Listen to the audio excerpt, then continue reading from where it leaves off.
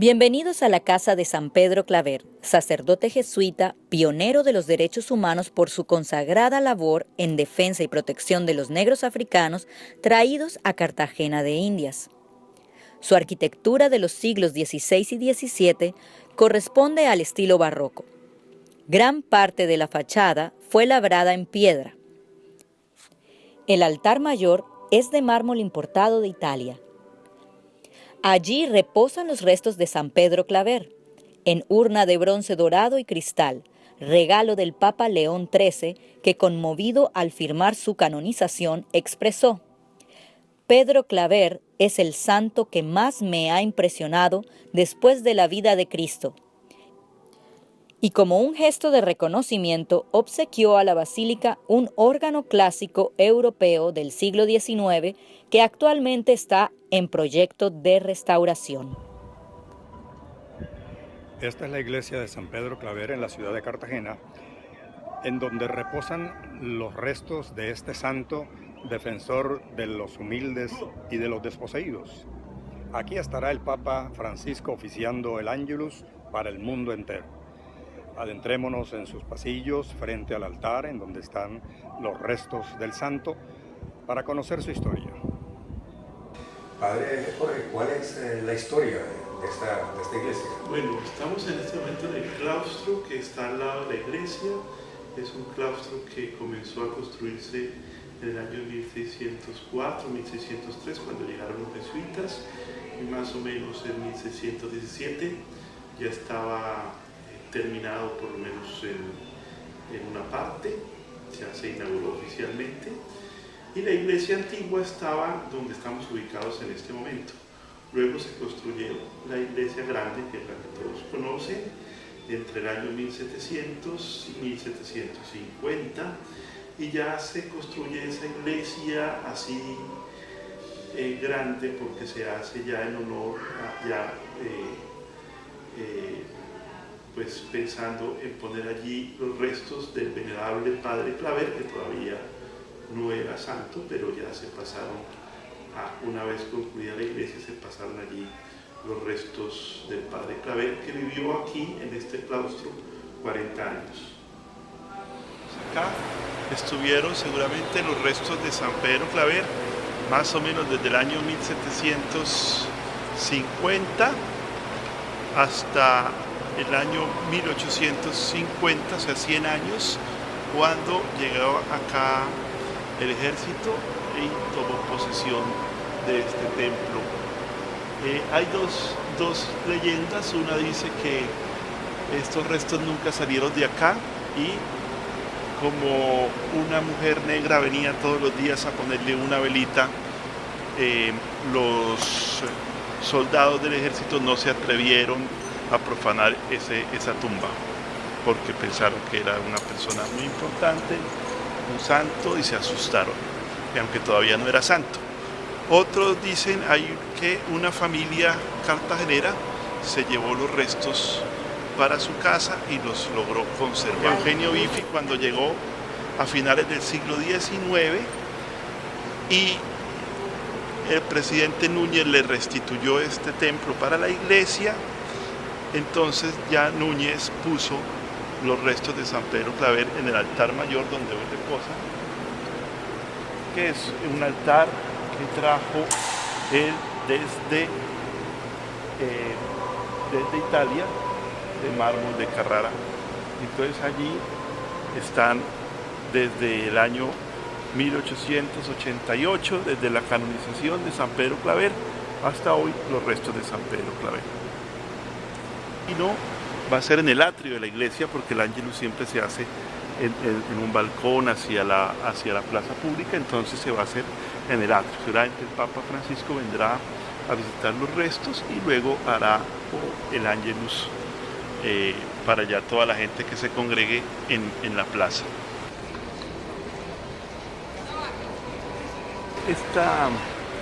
Como ustedes ven, la iglesia es muy austera.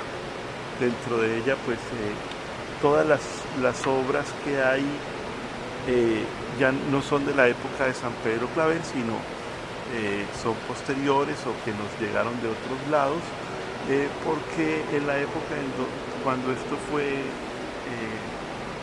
caballeriza del ejército, pues todas las obras fueron dañadas y pues de aquella época entonces no nos quedaron cosas propias de la iglesia. Y hay el toque moderno, porque el toque republicano, esa cúpula la cúpula de la iglesia es ya totalmente republicana, es de un arquitecto francés llamado Gaston Delarche, que la construyó más o menos hacia 1923.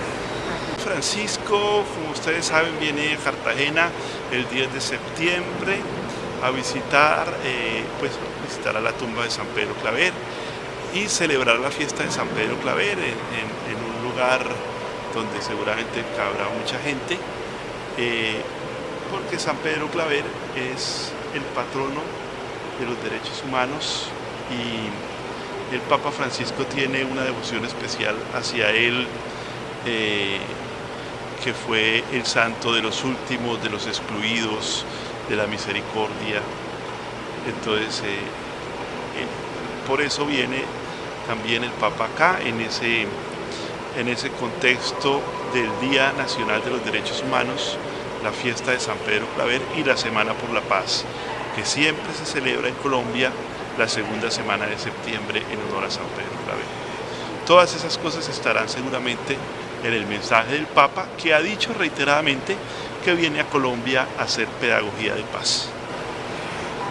Bueno, San Pedro Claver no fue una persona de muchas confrontaciones, porque todo el mundo reconocía en él su santidad.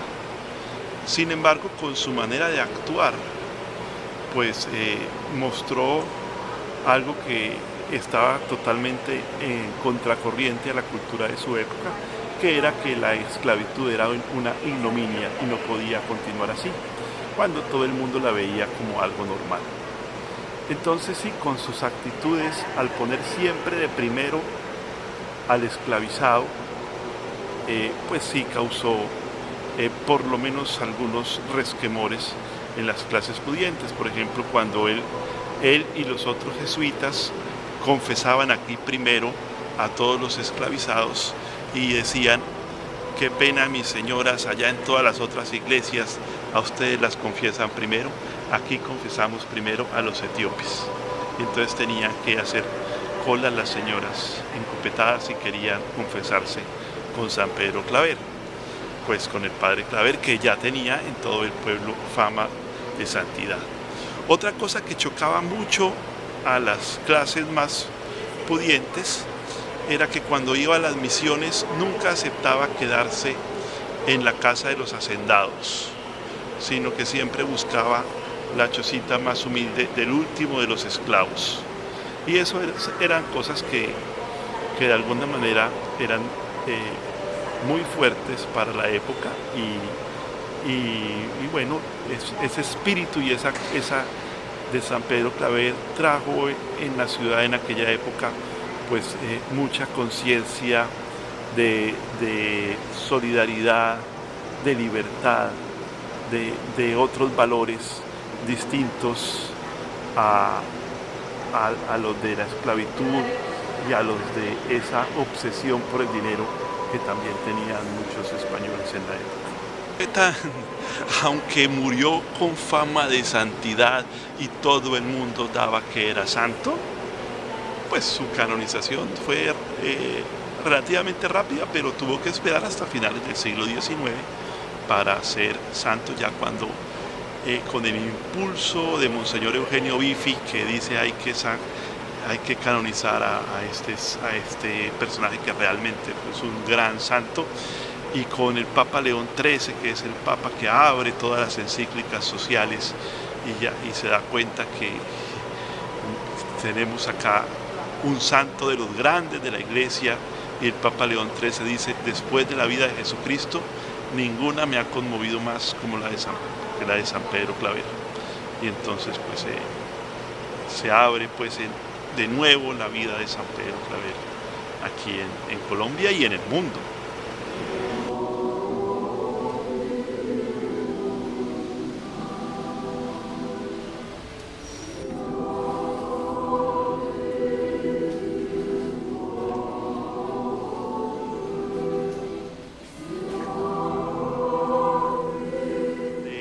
Su espiritualidad y de la manera de comprender al otro, que muchos los veían como objetos, él los vio como seres humanos, como hijos de Dios, y descubrió la presencia de Dios en los esclavizados, y entonces decía, no es Cristo que viene a mi encuentro cuando llegaban los barcos con las personas esclavizadas, entonces ahí llega, él decía, es Cristo que viene a mi encuentro y tengo que servirle, y la comprensión que tuvo de las culturas de aquellos pueblos esclavizados, tratando de aprender sus lenguas, de hablar con su propio lenguaje, de valorar sus legado espiritual y de respetar profundamente lo que ellos eran. La ceremonia que va a presidir el Papa Francisco en el atrio de la iglesia acá de San Pedro Claver, ¿qué significa? ¿Qué representa para la iglesia? Bueno, es el Ángelus que el Papa hace tradicionalmente desde la ventanita ya del Vaticano y que se transmite para todo el mundo. Bueno, es un momento de oración del Papa que todos los fieles católicos esperan. Entonces es muy simbólico que lo haga desde esta iglesia, que pues refleja el cariño también del Papa Francisco ante un santo que creo que expresa bastante lo que él ha querido mostrarnos como Papa. Bueno, ¿quién era San Pedro Claver antes de vincularse tan estrechamente a la iglesia? No, pues San Pedro Claver siempre estuvo muy vinculado a la iglesia porque él desde muy joven, él es un catalán, español, nació allá en un pueblito muy pequeño cerca de Barcelona que se llama Verdú, en 1580, y siendo joven aún entró a la Compañía de Jesús allá en España y haciendo sus estudios de filosofía en Palma de Mallorca, se encuentra con otro santo que es el hermano Alonso Rodríguez, que se vuelve su maestro espiritual y quien le recomienda venir de misionero a las Indias.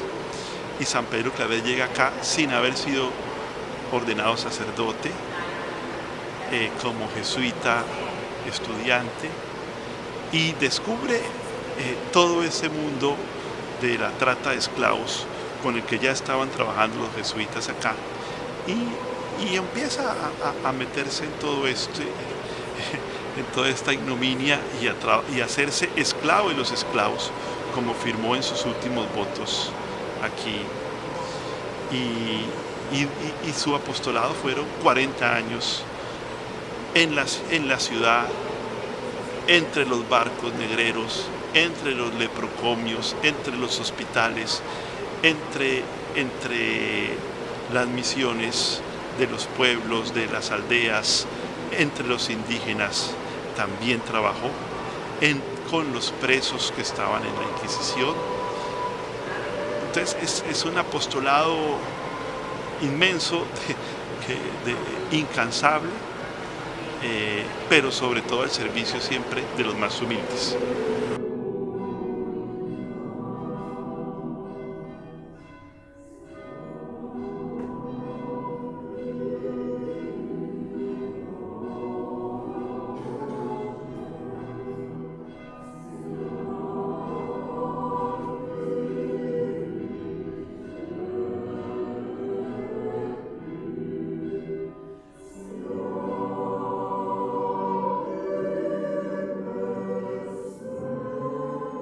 Ese órgano, una cosa muy particular este año las miradas han vuelto hacia ese órgano. No sé qué ha pasado.